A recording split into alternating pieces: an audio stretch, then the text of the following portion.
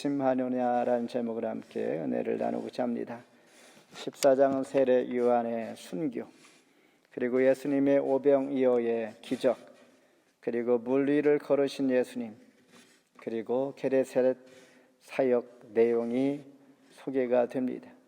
14장 전부를 함께 묵상하기를 원합니다.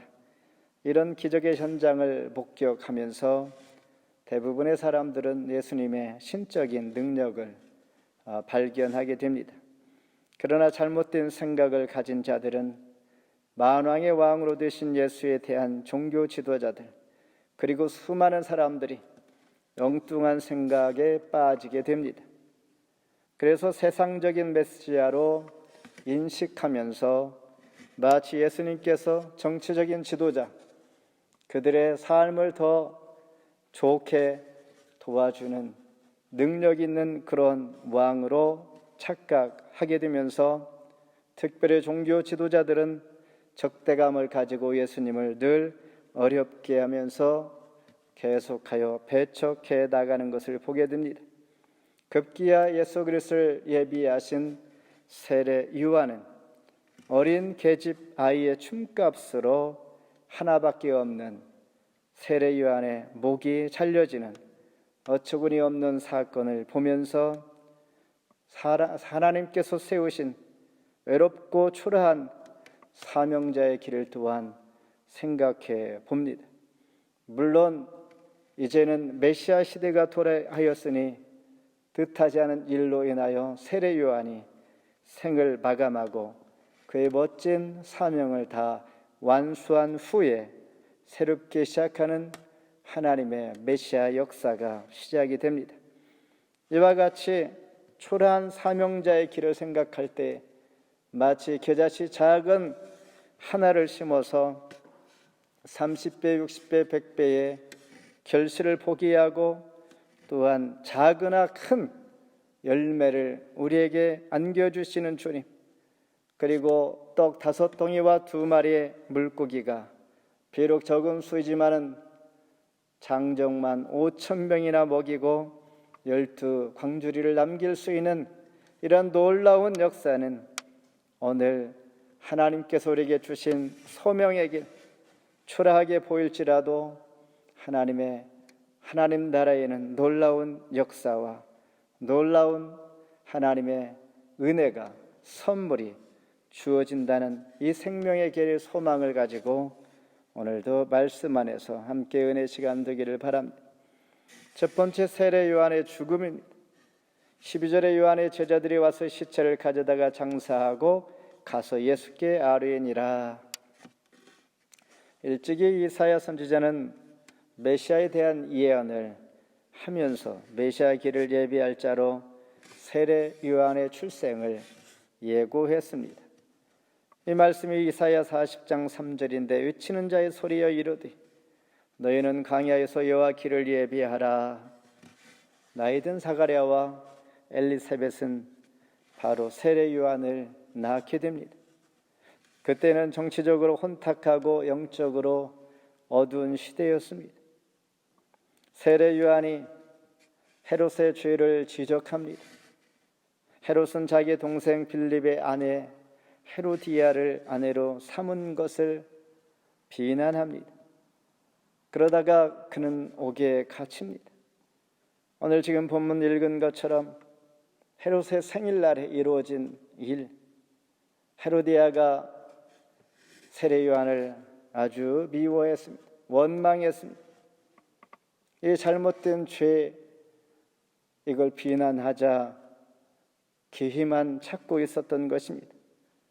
마침 헤로디아 딸이 헤롯 왕 앞에서 춤을 출 때에 헤롯은 너의 소원이 무엇이냐 할 때에 이 아이는 자기 엄마의 소원이 무엇인가를 물을 때에 바로 세례 요한의 목을 쳐서 쟁반에 드리는 것이다 라고 하는 것을 그대로 전달하자 수많은 사람들 앞에서 헤롯은 잘못된 순간 오해하면서 맹세를 했습니다. 두려움 마음이 들긴 하지만은 사람 앞에 한번 잘못된 맹세가 돌이킬 수 없는 맹세가 되어서 결국 세례 요한의 목이 잘려지는 참수의 순교를 하게 되는 비참한 상황을 맞이하게 됩니다. 그러나 세례 요한은 주의 진리를 영적으로 어두운 시대에 비치는 오직 예수 그리스도의 메시아의 길을 예비하는 부름 받은 자로서의 사명을 다하게 됩니다. 요한복음 1장 23절에 나는 선지자 이사야 말과 같이 주의 길을 곧게 하라고 광야에서 외치는 자의 소리로다. 이사야 선지자의 예언한 말씀을 바로 메시아를 예비하는 광야에서 외치는 자의 소리, 자기 자신이 무엇을 본분을 하나님께서 자기 자신에게 무엇을 원하는지 하나님의 뜻을 분명히 알았던 세례 요한은 사명을 감당하게 됩니다. 그러면서 주변의 많은 사람들이 세례 요한의 능력을 너무나 잘 알고 있었습니다. 이 능력은 헤롯 왕까지 알려지게 되면서 2절에 보니 이는 세례 요한이라 그가 죽은 자 가운데서 살아났으니 이 능력이 그 속에서 역사하는도다 그랬습니다. 실은 14장 1절에 예수의 소문을 그의 신하들이 전해 주었는데 이 능력하면 그냥 예수에 대한 이야기보다도 세례 요한에 대한 이야기가 너무나 유명하기에 헤롯은 세례 요한이다 이렇게 말하고 있는 것입니다. 세례 요한이 이렇게 유명세를 타고 있을 때에 세례 요한은 앞서 말한 것처럼 레위기 18장에 모세의 율법에 청한 자기 남동생의 아내를 취한 이것은 형제의 아내의 하체를 범한 죄를 책망하고 있는 것입니다. 이로 인하여 세례 요한의 생은 마감되어지고 이제 메시아의 시대로 새롭게 교체되고 지금 12절 말씀처럼 세례 요한의 제자들은 시체를 가져다가 장사하면서 세례 요한은 자기의 사명을 완수하고 하나님 앞에 부름을 받게 되는 것입니다. 두 번째는 오병이어의 기적입니다. 19절 같이 읽습니다. 19절 무리를 병하여 잔디에 앉히시고 떡 5개와 물고기 2마리를 가지사 하늘을 우러러 축사하시고 떡을 떼어 제자들에게 주시며 제자들이 무리에게 주니 유아의 목매임 소식을 들은 예수 그리스도께서는 아픈 마음에 배를 타고 갈릴리 호수 저편으로 가 혼자 시간을 가지려고 합니다. 그런데 많은 무리들이 여전히 주님을 따르면서 불쌍한 사람들 불쌍히 여겨서 그들을 위하여 기도하지 아니할 수가 없기에 많은 병자를 고쳐줍니다. 이렇게 많은 사역을 바쁜 사역을 하고 있는 주님 앞에 제자들이 보기에는 거기에 모여있는 무리들 수많은 무리들이 이제 빈들에서 해가 저물매 허기져서 이들이 양식을 사 먹어야 하는데 제자들은 걱정을 합니다. 제자들이 어디에서 양식을 구해야 합니까? 하니 예수님께서 너희들이 주라 이렇게 말씀합니다. 결국 그들이 아무리 동네에 가서 양식을 구해봤자 그 많은 사람들의 양식을 구할 수가 없어 걱정할 때 주님께서는 너희가 가진 것 떡 5덩이와 물고기 2마리 어린아이가 가지고 있는 것 한 끼 먹을 수 있는 양식을 예수님께서 취하여 축사하시고 모든 이들에게 먹이시고 그리고 12광주리를 남긴 일입니다. 이와 같이 이런 기적을 행하니 이들이 어떠한 생각을 하게 되는가? 요한복음 6장 15절에 예수께서 자기를 억지로 붙들어 임금으로 삼으려는 줄 아시고 산으로 떠나가시니라. 무리들이 얼마나 예수님에 대한 이러한 자기들의 필요를 채워줄 수 있는 사람 메시아를 그들이 갈망해 왔는지를 알 수 있습니다. 억지로 예수님을 붙들어서 임금으로 삼으려고 했던 것입니다. 그때 예수님께서는 그들의 생각이 잘못되었음을 알고 산으로 떠나가시니라 그랬습니다. 그래서 요한복음 6장 38절에 내가 하늘에서 내려온 것은 나를 보내신 이의 뜻을 행하리 함이니라. 나를 보내신 이의 뜻, 그러니까 내 뜻이 아니라 하나님께서 나를 보내셨는데 하나님 아버지의 뜻을 이루려 이 땅에 오셨다라고 말씀하시는데 그 뜻이 무엇입니까? 그냥 병자나 고쳐주고 그들이 떡이나 줄 정도의 그런 분이 아니라 영원한 생명을 주실 죄 가운데 구속하여서 영생케 하시는 분이신 것을 다시 한번 그들이 알기를 원했습니다. 그러면서 너희들이 나를 찾는 것은 표적을 본 까닭이 아니라 떡을 먹고 배부른 까닭이라 말씀하십니다. 자기의 모든 것을 채워지면 배고픈 것, 내가 배울 것, 내가 필요한 것을 얻으면 떠나는 자들 아닌가? 이것을 예수님은 지적하고 있는 것입니다. 너희들이 배부른 까닭이다라는 것, 그것 때문에 나를 쫓는 것이지 정말 제자가 되려고 하는 사람이 아니다라는 것입니다. 마치 모세를 통하여서 광야에 40년간 하나님께서 만나를 내려주신 것처럼, 그러나 광야에서는 만나를 먹였으나 그들은 다 광야에서 죽어갔습니다. 그러나 주님께서 주시는 생명의 떡은 죽지 아니하리라, 영생을 얻게 한다라고 말씀하실 때 요한복음 6장 58절에 이것은 하늘에서 내려온 떡이니 이 떡을 먹는 자는 영원히 살리라, 주님 말씀하십니다. 그러면서 예수님은 23절에 무리를 보낸 후에 기도하러 산에 올라가십니다. 저물매 거기 혼자 계십니다. 이렇게 주님은 사람들 앞에 서기 전에 기도로 하나님 앞에 드리고 또한 일과를 마치고 하나님 앞에 기도하는 그 본을 보여주십니다. 마지막으로 두려워 말라 하다니 이 17절 같이 읽습니다. 예수께서 즉시 이르시되 안심하라 내니 두려워하지 말라. 예수님께서는 오병이어의 기적을 통하여 언젠가 이 땅에서의 새 하늘과 새 땅의 행복을 잠시 맛보여 주신 것입니다.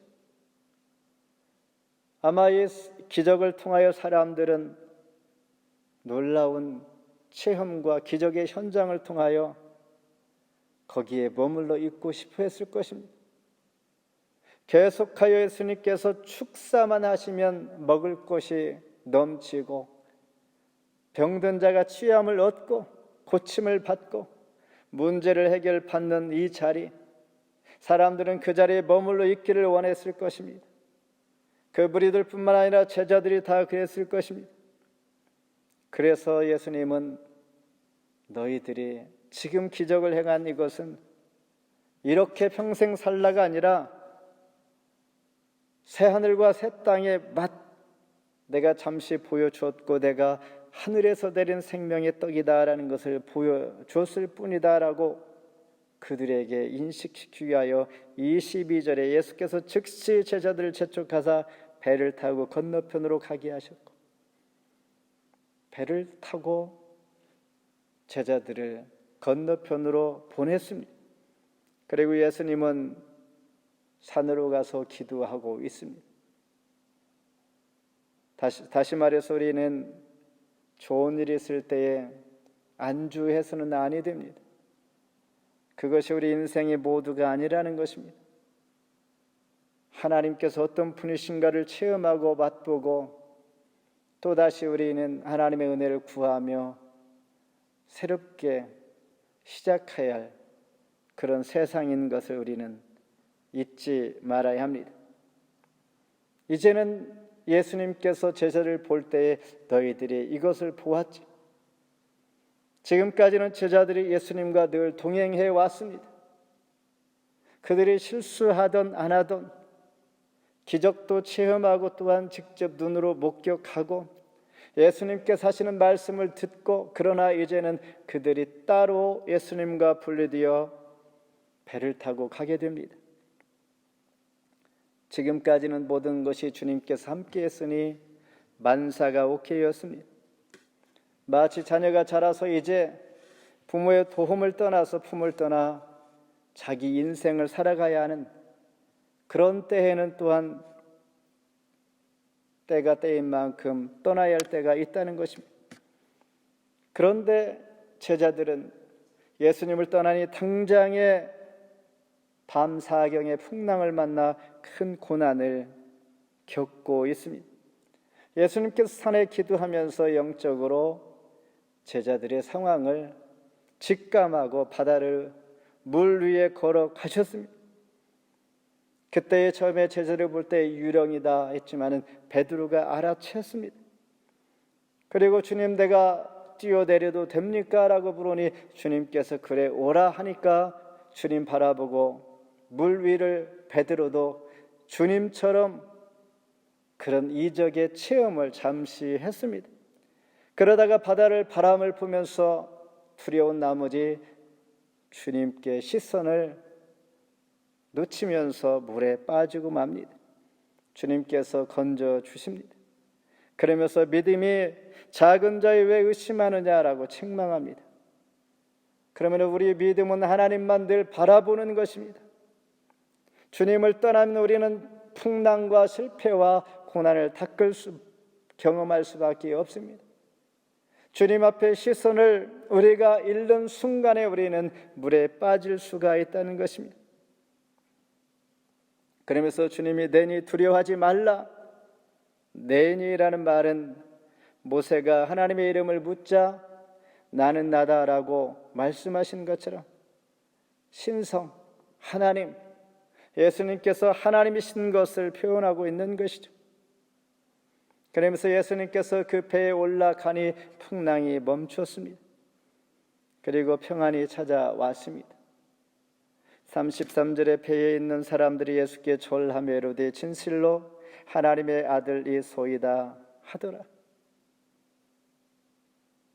예수님이 하나님이신 것을 다시 한번 그들이 감격하면서 엎드려 절합니다. 그리고 나서 예수님은 제자들과 함께 게네사렛 사람들 그 마을에 가 복음을 전합니다. 35절 같이 읽습니다. 그곳 사람들이 예수이신 줄 알고 그 근방에 두루 통지하여 보던 병든 자를 예수께 데리고 와서, 통지한다는 것은 이웃집 사람들에게 전달 모두에게 예수님께서 오셨음을 그들이 전달하여서 모여 함께 메시지를 듣는 것입니다. 이처럼 예수님과 제자들은 이제 더욱더 주 안에서 하나가 되어지면서 예수님께서 하나가 될 때에, 찾아오실 때에 문제가 해결되고 풍랑이 멈추고 평안이 찾아오면서 함께 예수님의 사역이 점차 유대 땅 전역으로 퍼져 나가고 있는 것입니다. 이와 같이 우리가 방황할 때 주님 찾아와서 길이 되어 주십니다. 우리가 고통당할 때 찾아오셔서 주님은 우리의 힘이 될 뿐만 아니라 잘못된 길에 들었을 때 찾아와 바른 길로 주님 인도해 주십니다. 풍랑을 맞은 요나를 찾아와 회개하게 하신 주님, 인생에서 주를 만나 반드시 문제 해결을 받는 모두가 되기를 원하면서 우리는 늘 주와 동행할 수 있기를 원합니다. 마지막 36절에 다만 예수의 옷 자락에라도 손을 대게 하시기를 간구하니 손을 대는 자는 다 나음을 얻으니라. 얼마나 놀라운 일들이 일어납니까? 주님께서 가는 곳마다 생명을 살리는 놀라운 역사가 일어납니다. 말씀을 뵙습니다.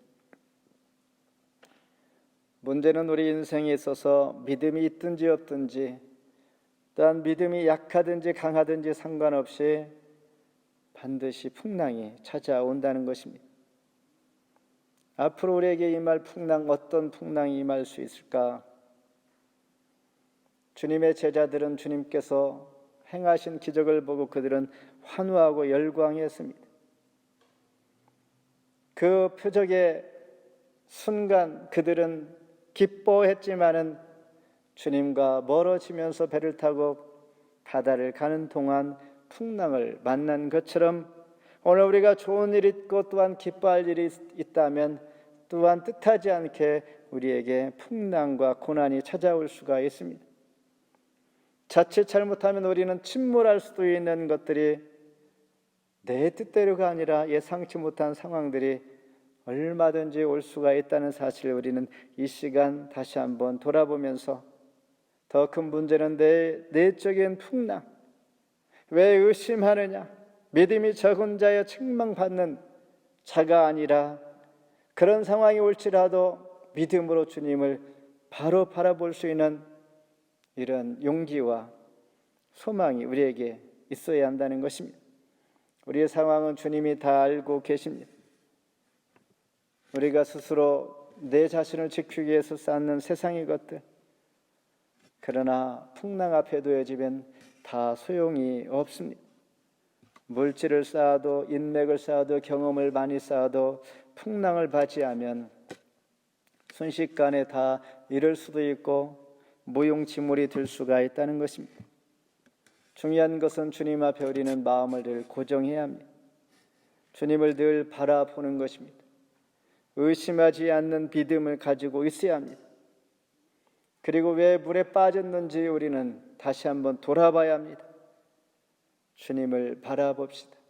의심하지 않는 우리의 견고한 믿음, 말씀 붙들고 이 시간도 내 마음 한구석에 주님의 뜻대로 내가 지금 가고 있는지, 주님 부르실 때에 주님만 직시하면서 물 위를 걸을 수 있는 그런 확신이 우리에게 있을 때 우리는 주님 앞에 칭찬받는 자들 될 줄 믿습니다. 하나님 감사합니다. 오늘도 왜 의심하느냐,